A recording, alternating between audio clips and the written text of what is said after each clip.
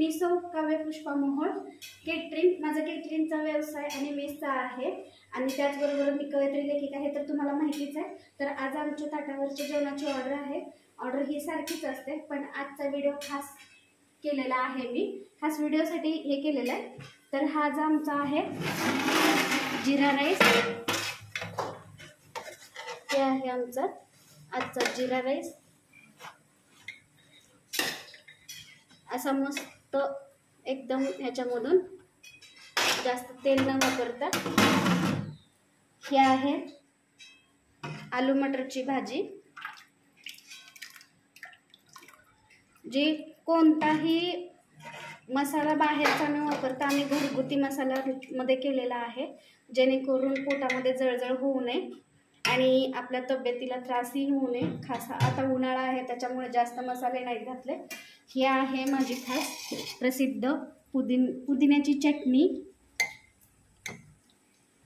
आंबट गोड, colour original आहे, थोडासा मिक्स केलेला आहे.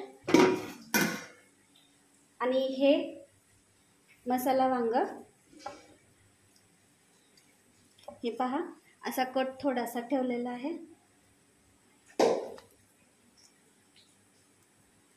हे आमचे पापड, हे आजचे पापड आहेत, रंगीबेरंगी बॉबीन, पोंगळ्या, तांदळाचे पापड, जाळीचे पापड.